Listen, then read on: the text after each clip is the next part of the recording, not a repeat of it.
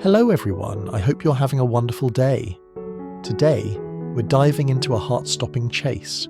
Yuri follows the swapped DNA cooler to Courier Room 3, only to uncover a hidden fixer with Lynn saved as priority, and a security gate drops, trapping them as the real sample races toward the loading dock.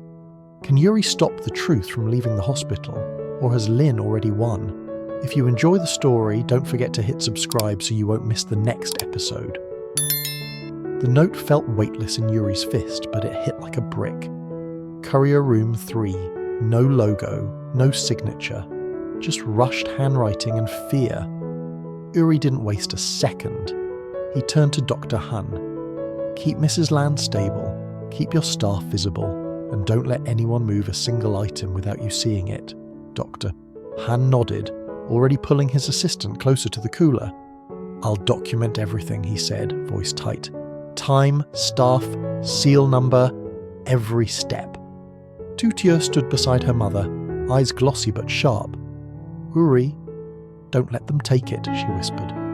Yuri wanted to promise her something clean and absolute, but Lynn didn't leave clean exits, so Yuri only said the truth. I'm going to catch the hands that changed the seal. Behind him, Ngok swayed slightly, still bruised, still breathing like his ribs hurt. Tuong stayed near him, keeping him in the open, right under the corridor cameras. Public, documented, harder to erase. Ngok swallowed, voice rough. Room 3. That's where they hold outgoing specimens, he murmured. I heard them say it. Courier wing, back corridor. Yuri's eyes narrowed. Who's they? Ngok hesitated, then forced it out. Not just Lynn, there's a fixer. He coordinates swaps. He wears a hospital badge, but he's not hospital. Yuri's jaw tightened. Can you recognize him? Ngok nodded once. If I see him. Yuri looked at Tuong. Stay with Notch. If anyone touches him, you record. Loud. Tuong gave a hard nod. Go.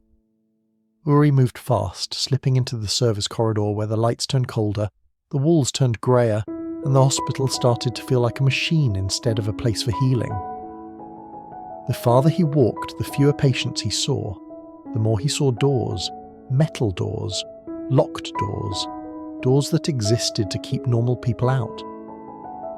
At the end of the corridor he found it, a plain metal door with a keypad and a small glass window, just big enough to show shadow and movement inside. Yuri leaned toward the window, his breath caught. Inside, under harsh fluorescent light, sat a cooler that looked identical to the one Dr. Han had sealed.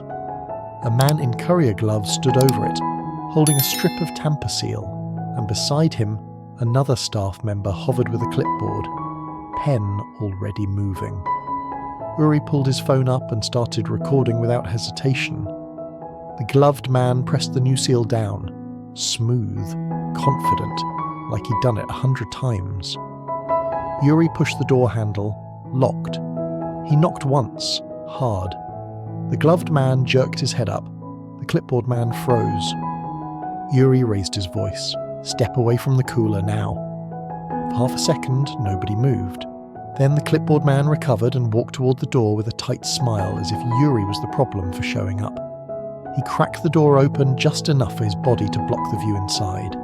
Sir, he said calmly, this area is restricted. Yuri held up his phone. Chain of custody tampering is restricted too. The man's eyes flicked to the camera lens, then back to Yuri. You're misunderstanding. We're processing outgoing specimens. Yuri's voice stayed flat. Processing doesn't involve changing seal numbers. The man's smile didn't break, but something in his gaze sharpened. You need to leave. Yuri stepped forward, pushing the door wider. The courier-gloved man inside stiffened, and that's when Yuri saw it clearly. On the clipboard, a transport log, columns, time, handler, destination. No readable text from where he stood, but the structure was unmistakable. A paper trail. The kind of thing Lynn loved, and the kind of thing she would also rewrite. Yuri pointed his camera straight at the clipboard. Hold that still, he said, voice cold. Don't move. The clipboard man's face hardened. This is hospital property. And this is evidence, replied. The courier-gloved man took one step back from the cooler, but his hand stayed near the lid like he was ready to slam it shut and run. Then a new sound cut through the corridor. Footsteps, multiple, heavy, security. A guard appeared first, then another, then a supervisor. Their faces had that exhausted impatience people get when they've already been told who the villain is. "Sir," the supervisor said, firm and loud, "you can't be here." Yuri didn't argue. He didn't raise his voice. He simply lifted his phone higher so the camera could see the cooler and the seal. "I'm documenting a sample swap," Yuri said. "Call your legal department. Call Dr. Hahn. Someone changed the seal number on a sealed medical specimen." The supervisor's eyes flicked quick toward the clipboard man like he expected a cue. The clipboard man stepped forward smoothly. "This man has been causing disturbances in the lab corridor," he said. "He's harassing staff and stressing a patient." Yuri almost laughed. Of course, that was the story. The easiest lie in the world. Make the truth sound like violence. Before Yuri could respond, another voice slid into the corridor, soft, controlled, and terrifyingly familiar. "Enough!" Everyone turned. A woman walked toward them with the kind of presence that made people straighten their backs without thinking. No rushing, no panic. Just authority and heels. Mrs. Nghia.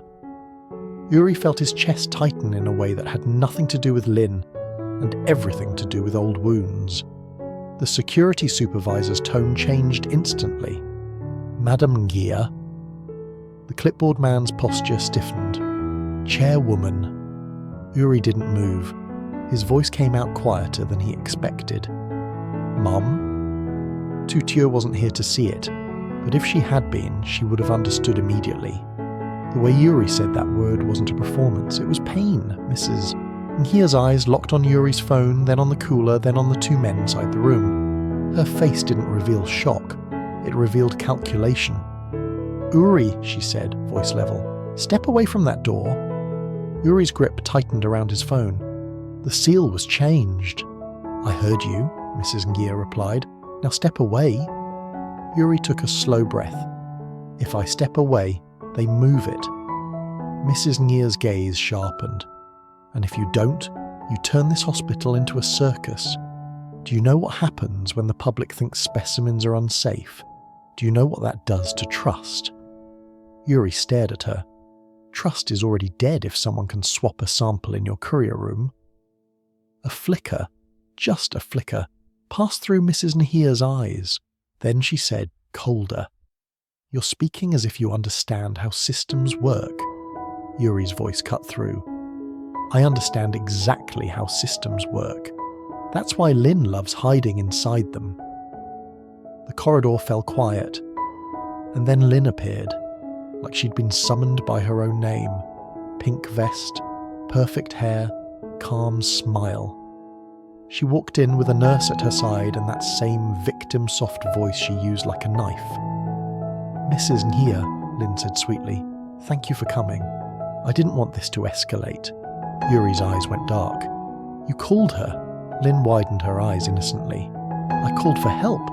You've been pressuring a patient and disturbing hospital operations. Everyone can see that." Mrs. Nghia didn't look at Lynn. She looked at Yuri. "Is that true?" Yuri didn't blink. "No," Lynn sighed dramatically. "Yuri, please, don't make this ugly. The patient needs rest. The hospital needs order."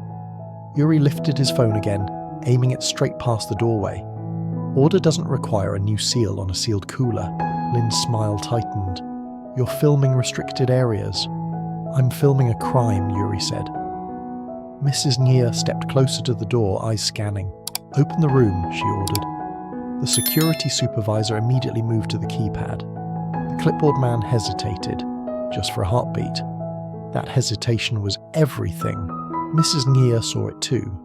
The door opened wider. Yuri's camera caught the cooler, the gloved courier, the clipboard, everything.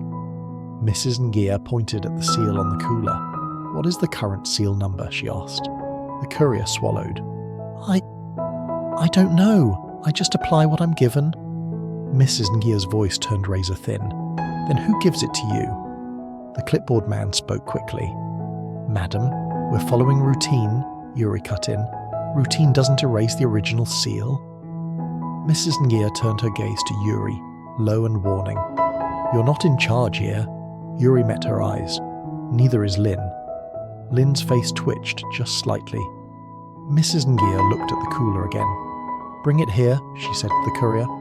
Yuri's breath caught. "Don't move it!" Mrs. Nghia lifted a hand. "Enough." The courier moved the cooler forward. Yuri's camera zoomed in as the seal came closer, and then Yuri's stomach dropped, because he saw it. A tiny mark, so small you'd miss it if you weren't looking for it, wasn't there. When Dr. Han had sealed the original kit, Yuri had done one quiet thing. He dragged the edge of his thumbnail across the corner of the seal and left a faint scratch line, a personal marker that no one else would notice. A simple, stupid, brilliant little trick. That scratch was gone. This seal was clean, perfect, new. Yuri's voice went quiet, deadly. "That's not our seal?" The corridor froze again. Mrs. Nghia stared at the cooler, then at Yuri. "What do you mean?"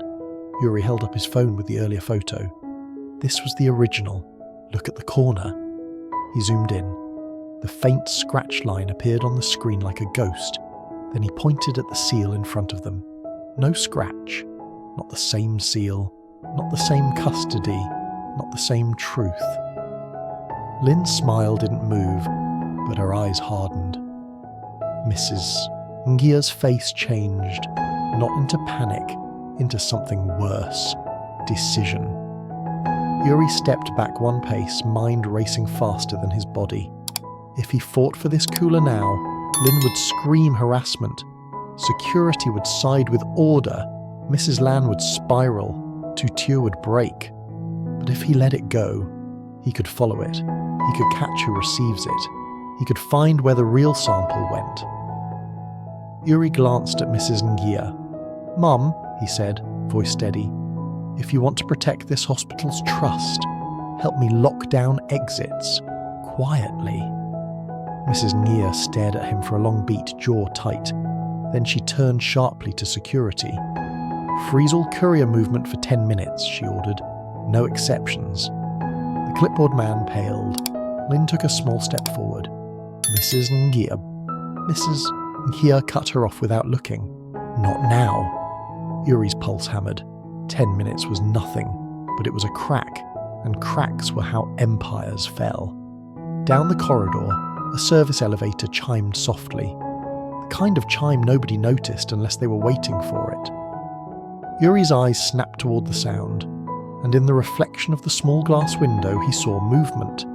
Someone rolling a second cooler fast toward the back exit. Not guarded, not announced, not official. Yuri exhaled once like he was swallowing fire. Then he moved.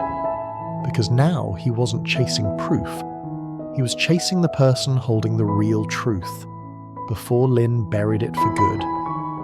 Yuri moved before his brain finished naming the fear. A second cooler rolling fast toward the back exit. Not the one in Courier Room 3. Not the one security was staring at. The real one. The one Lynn didn't want anyone to notice. Yuri slipped past the doorway, ignoring the supervisor's shout. "Sir!" He didn't run. He paced with purpose, the way someone walks when they're trying not to trigger a chase. His eyes locked on the cooler's wheels, on the hands pushing it, on the corner turns. A man in a hospital jacket pushed the cooler. Badge visible. Steps practiced. Not panicked. Professional. That was worse. Behind Yuri, Mrs. Nghia's voice snapped like a command to a machine. 10 minutes, no courier movement. Close the side doors. For a second, almost believed it would work. Then he heard Lynn, soft, urgent, leaning into Mrs. Nghia's space like poison poured into tea. "Chairwoman, he's unstable. He's pressuring the patient. If this becomes public, the hospital..." Mrs. Nghia cut her off. "I said not now." Yuri didn't look back. If he looked back, he'd slow down. If he slowed down, the cooler would disappear. He followed the cooler through a service hallway where the air smelled like disinfectant and cold metal. The pushing man didn't glance behind him once, like he already knew no one would stop him. At the next corner, Yuri saw a security camera above the door. He angled his face up, let it see him clearly. "Record me here, in case I don't come back clean."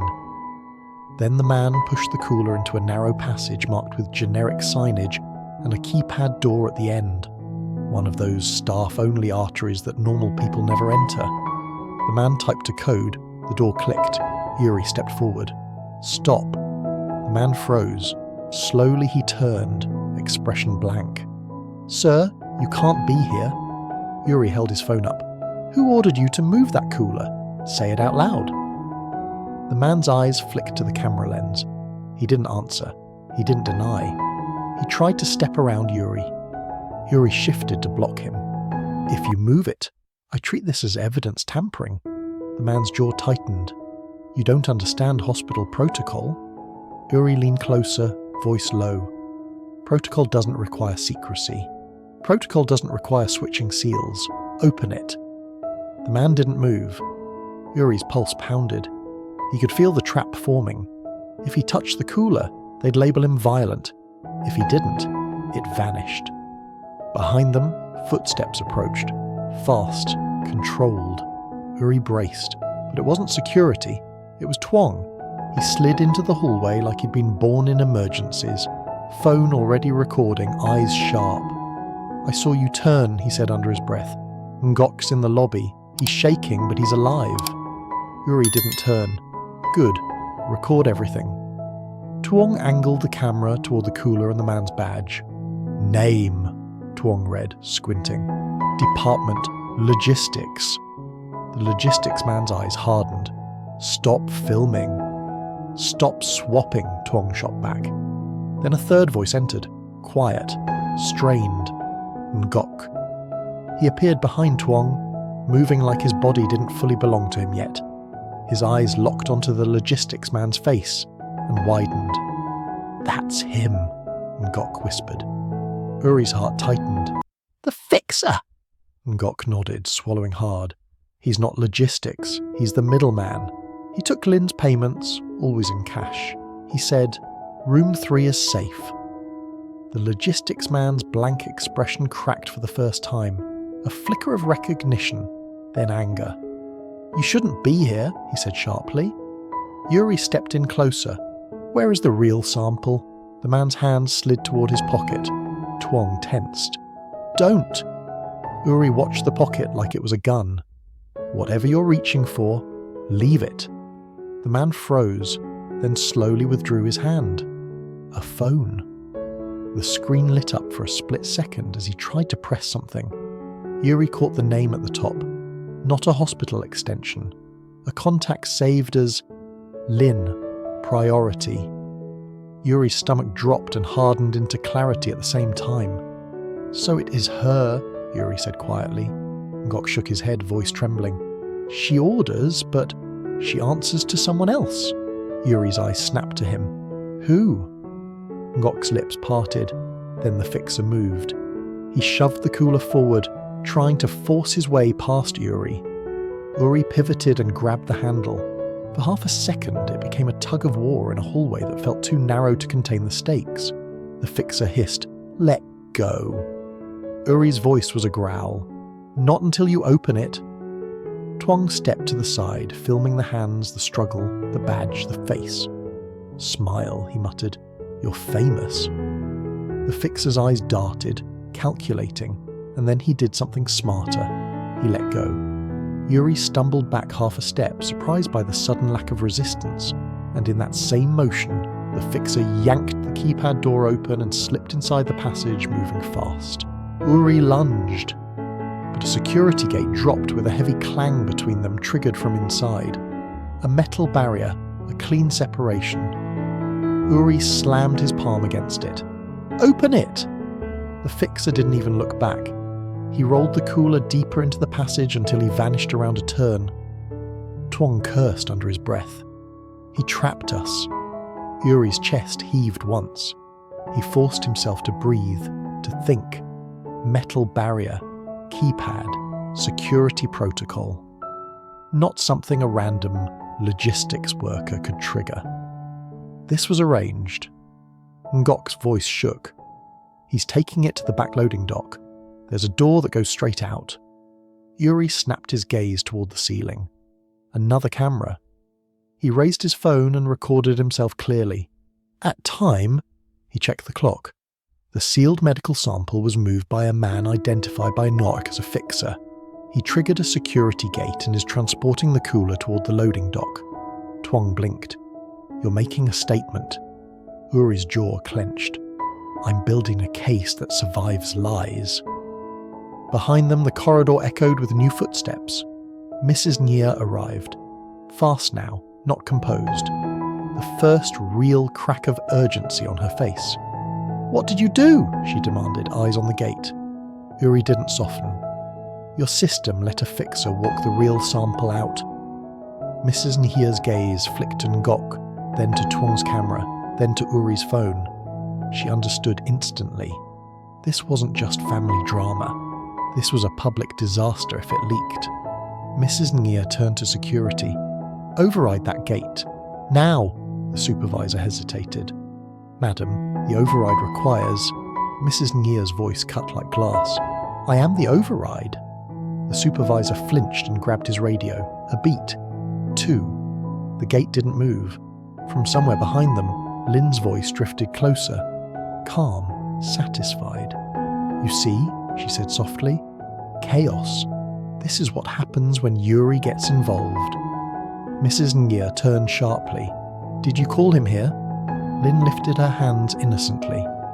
I called you to prevent damage. Yuri's eyes burned. Where's the real sample, Lin? Lin's smile didn't reach her eyes. Uri, stop.